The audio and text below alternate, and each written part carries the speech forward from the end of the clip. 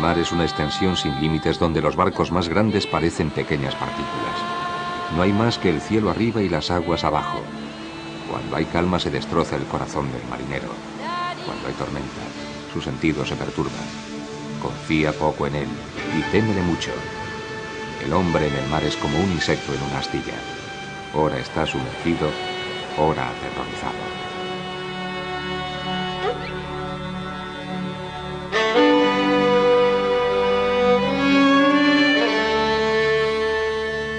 Así le hablaba a Omar I su consejero Henri Boualage en el siglo V, previniendo a su califa de cualquier aventura marítima.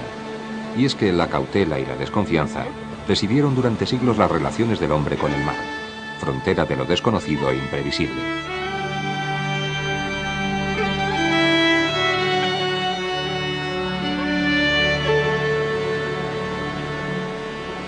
Abrir las rutas del mar para la navegación fue la gran revolución de portugueses y españoles. Camino de todas partes, el mar fue después progresivamente explorado, y su dominio militar y comercial fue el más sólido pilar de las riquezas de las naciones.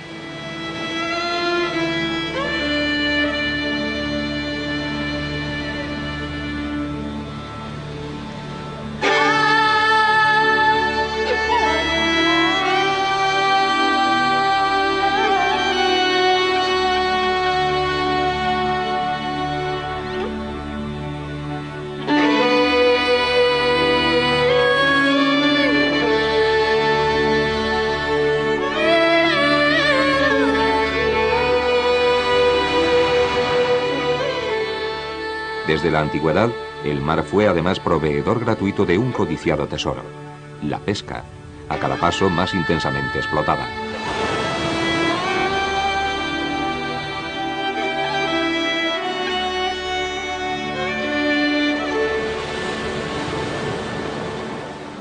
Y desde hace siglos el hombre intentó también aprovechar del mar su incalculable e indómita energía.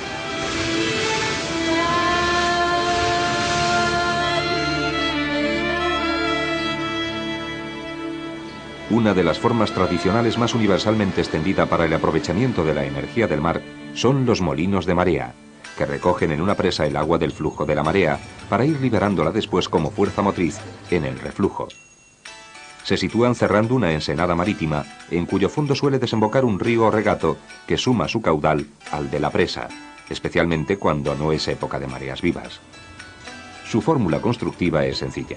Consiste en levantar una presa que acumule la mayor cantidad de agua posible en la pleamar, para hacer funcionar el molino cuando baje la marea.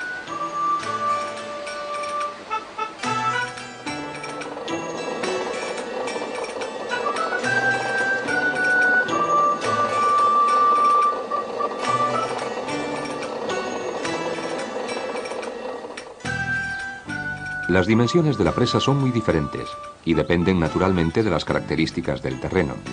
En el molino pontevedrés de Aseca tenemos un muro de 60 metros de frente y un estanque de 600 metros de fondo. En las aceñas da Illa, situadas en la pontevedresa isla de Arousa, tenemos 130 metros de frente y unos 175 de fondo. También el número de compuertas varía de unas a otras, así como su sistema de cierre. Pueden estar sujetas solo por la parte superior con objeto de permitir el paso del agua cuando sube la marea, cerrándose cuando empieza a bajar. O pueden subir y bajar manualmente sobre unos canales abiertos en la tierra. El edificio del molino está situado sobre el muro, frente al mar. Sus dimensiones y estructura varían de unos a otros.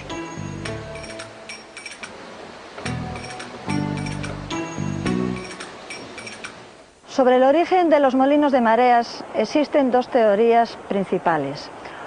Una es la que defiende un origen atlántico y la otra es la que, por el contrario, defiende un origen en Oriente. Esta segunda, que es la más documentada, se basa en un texto de un geógrafo musulmán que apareció en el siglo X y la sitúa en el Golfo Pérsico. A partir de aquí, del siglo X, ya damos un salto hasta la segunda mitad del siglo XI para situarnos en las primeras menciones en la Europa atlántica. Concretamente, la mención más antigua conocida es una mención de unos molinos de mareas en Dover, aunque es una referencia un tanto discutida. Estamos pues en la segunda mitad del siglo XI y no será hasta principios del XII cuando aparezcan los molinos de mareas por toda la costa atlántica, desde Inglaterra principalmente hasta el sur de Francia. A partir de aquí, ya en la península ibérica, pasamos al siglo XIII. En el siglo XIII, hasta ahora teníamos la referencia de finales de siglo en Castromarín, un molino de mareas, en Portugal, si bien las últimas investigaciones han dado con un documento muy importante que nos llevan a principios de este siglo XIII para situar el origen, o la mención, mejor, la mención más antigua conocida de los molinos de marea en la península ibérica, concretamente, digo, en Asturias, las Aceñas de Avilés, a principios del siglo XIII.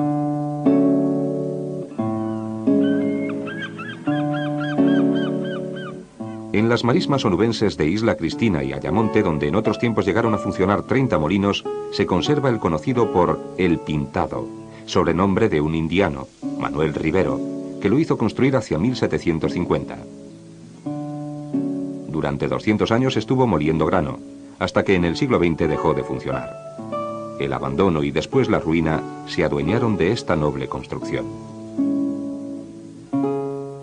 La restauración del Molino del Pintado como centro de interpretación del patrimonio tiene una doble vertiente, por un lado natural, de apoyo al espacio protegido y de observación de aves, y por otro lado cultural, para poner de manifiesto lo que era la actividad molinera en todo el litoral onubense. También se pretende que este centro apoye a la Vía Verde Litoral, que comienza y concluye aquí en Ayamonte, para el fomento del cicloturismo, el senderismo y la equitación, y también que sirva como centro cultural para la realización de exposiciones y actividades de diversa índole. Estamos en la sala de molienda del Molino del Pintado, donde antiguamente había 5 piedras molineras que hacían la labor de molienda. Precisamente de estas 5, 2 se van a restaurar para que todos los visitantes que se acerquen hasta este futuro centro puedan apreciar cómo funcionaban estos ingenios prácticamente hasta entrado este siglo. Y precisamente la transformación en centro de interpretación se va a tener en cuenta la energía, que sea energía renovable y alternativa, como lo fue antiguamente la maremotriz, incluyendo la energía solar, tanto fotovoltaica para la iluminación de todo el edificio, como la energía solar térmica, que va a calentar el agua tanto de los sanitarios como del bar que se ubicará en este centro de interpretación. La vida en un molino mareal era a menudo laboriosa e ingrata, y movió a que se generaran multitud de leyendas y refranes, como por ejemplo, de molino cambiarás, pero de ladrón no te librarás, o bien esta otra: las mujeres concurren de noche a moler, donde con pretexto de aquel cuidado descuidan su honestidad y se abandonan al libertinaje.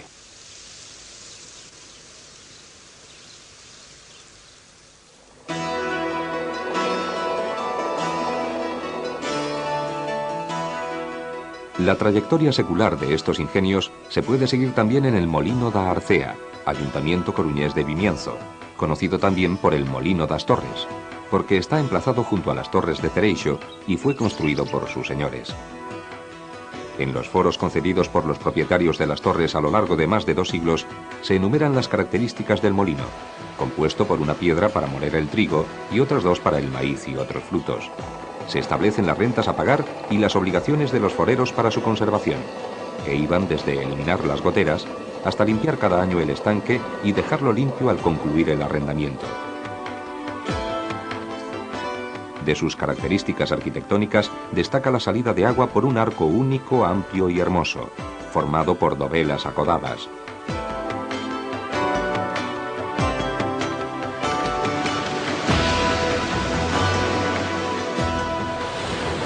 En las aceñas de San Martiño de Xubia del Ayuntamiento coruñés de Narón se puede evaluar la importancia económica y hasta cultural que llegaron a alcanzar estos ingenios. En este caso, su origen estuvo vinculado al monasterio de San Martiño de Xubia, hasta que Carlos IV, en una cédula de 1798, le concede la honra de poder poner sobre las puertas sus reales armas, con la inscripción de Real Fábrica de Harinas del Ferrol de don Juan Lembelle. Estamos en la presa del Molino de las Aceñas de Xubia, que con sus 133 metros de largo es una de las más grandes de Galicia y probablemente de las de España, de un molino del siglo XVIII. Estamos delante de uno de los molinos industriales más importantes de la península, creado por unos franceses, Juan Lembelle y Santiago Boyardén, en el año 1780 aproximadamente. Estos molinos eran reales fábricas Estos franceses estudiaron el mercado internacional, vieron la demanda de trigos que había en toda Europa. No es un molino para el consumo local, traían las harinas de Rusia, de Prusia, el trigo del Báltico, trigo de Inglaterra, trigo de los puertos del norte de Francia, el trigo de Nueva York o de Filadelfia y de Boston. Molían el trigo aquí, lo metían en barriles y lo reexportaban otra vez. Para darse una idea de esta importancia, cada una de las muelas de estos molinos podía moler aproximadamente unos 4 millones de litros de áridos al año. Y la cantidad de reales que salía del erario español para pagar las compras masivas de trigos alarmó al gobierno, que abrió una investigación y descubrió que en un solo año salían de la ciudad de Ferrol para compra de cereales solo en el norte de Francia más de 1 millón de reales, y que en 5 o 6 años el valor del trigo comprado podía exceder de los 10 o 15 millones de reales. En la actualidad, aún se pueden distinguir los edificios que formaban parte del molino, de otro que se levantó en ángulo recto, denominado en un documento de 1855 como Casa de Recreo, y que sin duda fue el precedente más singular de lo que hoy llamamos turismo rural o verde. Entre los molinos de mar y los molinos hidráulicos instalados en los ríos existen, lógicamente, sus diferencias y sus coincidencias. Intentando sintetizar, podríamos decir que en cuanto al funcionamiento, los molinos de mareas lo basan en la acumulación del agua en una presa, que a veces también se da en los molinos de agua, aunque esta siempre es de muchas menor proporciones, dimensiones, en el caso de estos segundos. Con respecto al régimen de explotación, uso y demás, nos encontramos también con lo mismo. Si bien, sintetizando mucho, podríamos decir que sobre todo en Galicia el régimen de propiedad en los molinos de agua, o sea, en los molinos instalados en los ríos, es mucho más variado y además quizá es casi donde se pone más de manifiesto esta propiedad compartida tan característica del mundo rural en Galicia. Queremos decir con esto que en principio los molinos de mareas pertenecen en líneas generales a un único propietario o a una sociedad muy limitada de propietarios, mientras los molinos de agua pueden pertenecer a muchos propietarios que disfrutan del molino en base a un régimen muy complejo de turnos.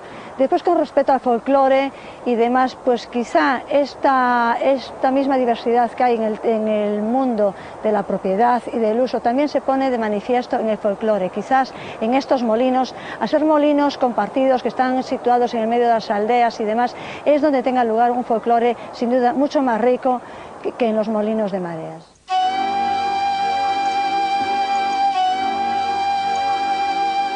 El molino do Mar, también conocido por Las Aceñas, situado en la coruñesa ría de Ortigueira, fue construido entre 1905 y 1910 por un emigrante que regresara de Cuba. Podríamos considerarlo el último intento por aprovechar de forma tradicional la fuerza de las mareas, el canto del cisne de una tecnología milenaria en servirse de la energía del mar.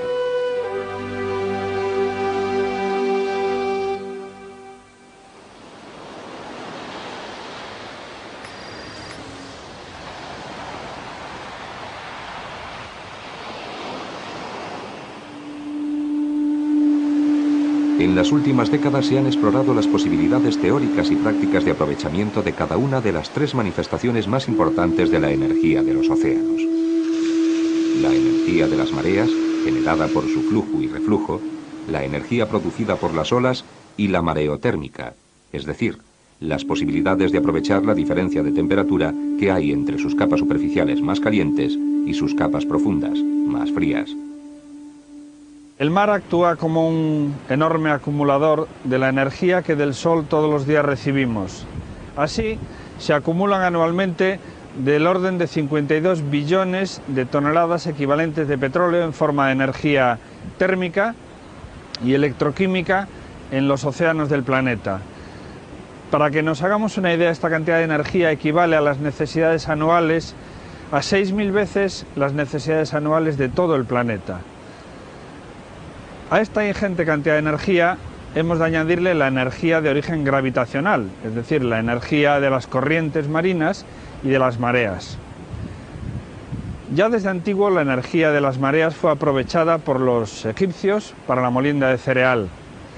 Y avanzando en el tiempo, hacia el siglo XIII aparecen los primeros molinos de cereal que aprovechan la fuerza de las mareas en Inglaterra. En el siglo XVII estos molinos ven su continuación y mejora en Francia y de allí saltan a principios del XVIII a la costa este de Estados Unidos. Sin embargo, hemos de esperar hacia 1920 para conocer los primeros estudios de las posibilidades de aprovechamiento de las mareas. Consecuencia de estos estudios, en 1966 se pone en marcha en la bahía de la Rance, en Francia, la central de mareas del mismo nombre. Y 2 años después, en la bahía de Kislaya, en la Unión Soviética, en el mar de Barents, se pone en funcionamiento la que es hasta ahora la segunda central de mareas en funcionamiento en el planeta. Hasta el momento no hay más experiencias en este sentido.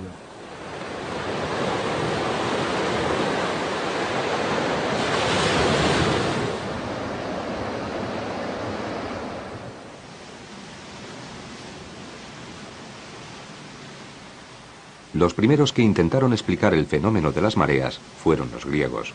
Para Platón eran la respiración de la tierra, que imaginaba como un ser vivo. Pero en el paso del pensamiento mítico al lógico, fracasó Aristóteles, quien, según la leyenda, se suicidó en el canal griego de Euripo al no poder entender el cambio en la dirección de la corriente 4 veces al día. Hubo que esperar a 1687, en que Newton formuló sus leyes de atracción universal, donde se afirmaba que el Sol y la Luna originan las mareas, al ejercer su atracción sobre la Tierra.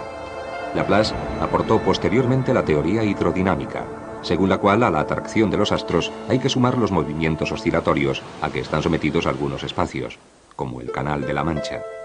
Esto justifica que la amplitud de marea, esto es, la diferencia de altura entre la marea alta y la baja, sea de 3 o 4 metros en las costas del Cantábrico, de unos pocos centímetros en el Mediterráneo o de 13,5 metros en la Bretaña francesa, en la bahía de Reims o en el monte Saint-Michel. El río Reims inicia en la población de Dinant un largo estuario, en cuya desembocadura se sitúan los puertos de Dinard, en la ribera izquierda, y Saint-Malo, en la orilla derecha. Este fue el lugar elegido para la construcción de la central mareomotriz de la Reims, un proyecto verdaderamente faraónico, que fue inaugurado el 26 de diciembre de 1966 por el general de Gaulle. Básicamente, el funcionamiento de una central mareomotriz es el mismo que el de un molino tradicional.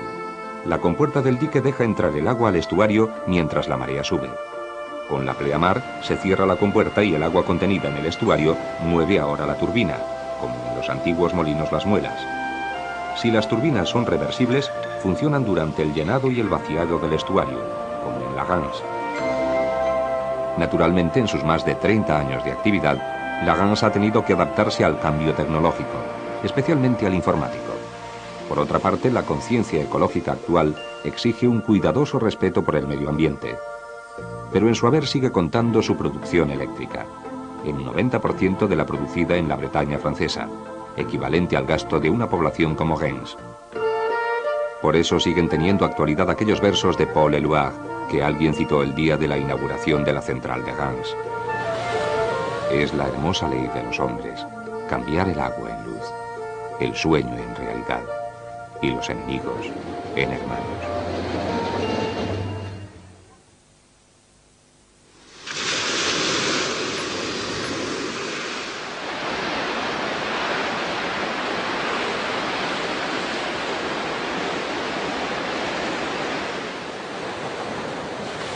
Mientras que las variaciones de las mareas se conocen con precisión y se pueden predecir, tanto la distribución como la magnitud de las olas en un punto concreto no se pueden prever.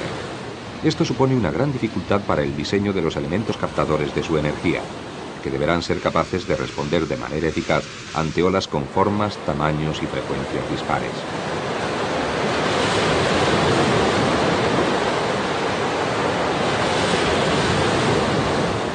Desde muy antiguo el hombre procuró ingeniárselas para aprovechar la energía de las olas que tenía tan a la vista. Y así, en época tan antigua como 1799, el francés Giraud desarrolla un sistema de flotador solidario con la costa para aprovechar la energía de las olas en forma de energía mecánica. Esta línea de trabajo, de investigación, como queramos llamar, llega hasta nuestros días en que en torno a 1990 Andrés Matas, ingeniero de Unión Fenosa, desarrolla un sistema de flotador en las proximidades de la central térmica de Sabón, en Coruña. Otra línea de trabajo viene marcada por las investigaciones de Henning, que hacia 1874 construyó una embarcación sui generis con aletas flexibles con las que trataba de autopropulsarse. En esta línea de trabajo, Linden, Graham o Calfas desarrollaron diferentes artefactos flotantes en los cuales trataban de que la propia energía de la ola los impulsase. Sistemas que podemos designar como pasivos, solidarios con la costa, se remontan hacia 1869, en que un español apellidado Ruiz construyó un sistema mixto compuesto por un dique y un depósito en el que forzaba a entrar las olas para aprovechar posteriormente su energía al devolverlas al mar. Este sistema fue perfeccionado unos 20 años más tarde por otro español apellidado Benot. Más reciente son las experiencias de Coyne en la Bretaña francesa hacia 1926, en donde ya podemos hablar de un rendimiento técnico próximo al 5%. Como aprovechamiento de este tipo, de esta línea de trabajo más reciente, tenemos el proyecto Kværner en Bergen, en Noruega, hacia 1990, en el que el aire impulsado por las olas, comprimido en una cámara de resonancia, hacía moverse una turbina de aire. Este proyecto tiene una continuación, el proyecto Islay, en las costas escocesas que se enfrentan a Irlanda, todavía en funcionamiento. Se han experimentado distintos proyectos para obtener energía de las olas. Uno de ellos es el columpio de Arquímedes, diseñado en Holanda e inspirado en el principio del sabio griego. Está formado por varios hongos de 20 metros de diámetro y 40 toneladas de peso, comunicados entre sí por medio de un conducto de aire. Mientras un hongo sube girando, movido por las olas, otro baja, produciendo así energía. El columpio de Arquímedes es una aportación teórica que tiene que ser evaluada técnica y económicamente.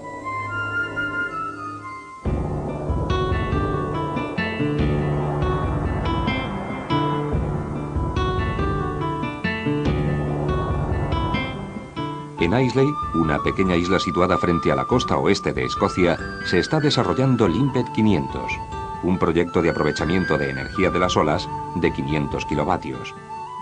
Tras el estudio del lugar que reuniese mejores condiciones en los acantilados isleños, comenzó la obra civil en noviembre de 1998, con la preparación de la infraestructura necesaria, la construcción de la cámara de compresión y el colector. La ejecución de este proyecto corre a cargo de la empresa Wavegen, con sede en Inverness y fundada en 1992 por el profesor Alan Wells, el inventor de la turbina que gira en el mismo sentido, sea cual sea el flujo de aire que la atraviese. Los curiosos que antes se acercaban a esta localidad escocesa con la intención de ver el monstruo del lago Ness, pudieron asistir en la primavera del año 2000 al cuidadoso montaje y a las pruebas de la turbina que va a ser instalada en este mismo año en la central de Islay.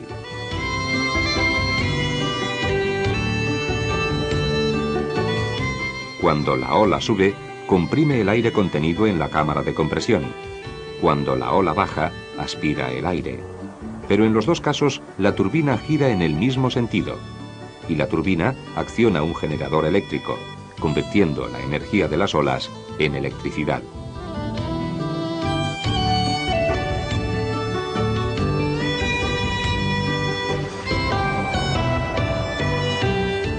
Otra de las aplicaciones de la energía de las olas, que ya lleva varios años de funcionamiento en distintos puntos de las costas de Galicia para señalización marítima, son las boyas Nasuda.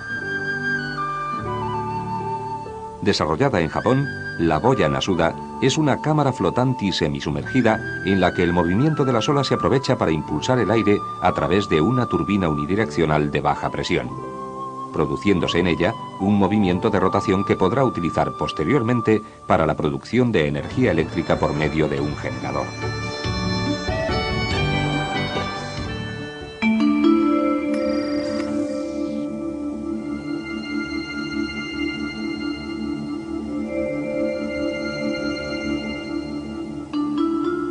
La mareotérmica es la tercera de las posibilidades de obtener energía del mar, y su origen es la energía solar que se almacena en los océanos en forma de calor.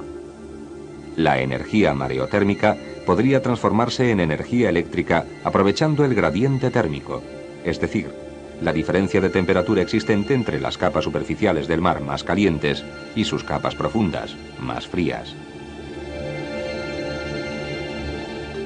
Los principios de la termodinámica, sentados por Sadi Carnot hacia 1824, trataron de ser aprovechados por sus compatriotas Claude y Bouguereau, pensando en el mar como una pila térmica en el que el foco caliente fuera la superficie y el foco frío las aguas de las profundidades. Así, hacia 1930, Claude construyó en la bahía de Matanzas, en Cuba, una máquina que aprovechaba un gradiente de unos 14 grados centígrados mediante la extracción de agua fría de las profundidades con un tubo de cerca de 2 metros de longitud y casi 2 metros de diámetro. Esta máquina funcionó durante unos 11 días y fue destruida por un temporal.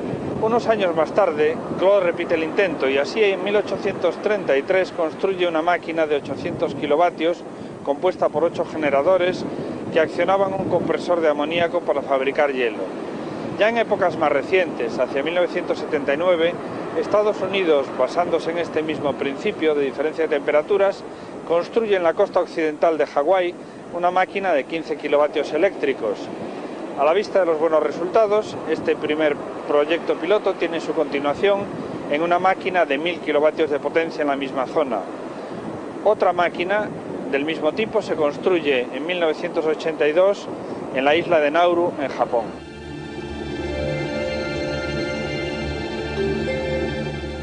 Existen dos técnicas de aprovechamiento de la energía térmica del mar: los sistemas de ciclo abierto y los de ciclo cerrado.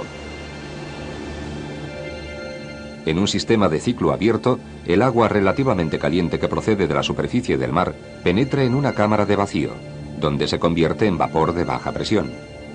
Este vapor, después de accionar una turbina y generar energía, se condensa de nuevo gracias al agua más fría de las profundidades, que actúa como refrigerante. En un sistema de ciclo cerrado se utiliza un fluido de baja temperatura de ebullición, como el amoníaco o el freón. Estos fluidos, en contacto con el agua caliente de las capas más altas del mar, se evaporan y mueven la turbina. Y por último, después de condensarse con el agua fría del fondo marino, comienza de nuevo el ciclo. Es importante destacar el bajo rendimiento de estos sistemas, alrededor de un 7%, debido fundamentalmente a la poca temperatura del foco caliente y a la pequeña diferencia térmica entre el foco frío y el caliente. Contaba don Álvaro Cunqueiro que Sinbad, el marino, cuando iniciaba una travesía arrojaba al mar toda suerte de regalos, para ganarse su favor y asegurarse una feliz navegación.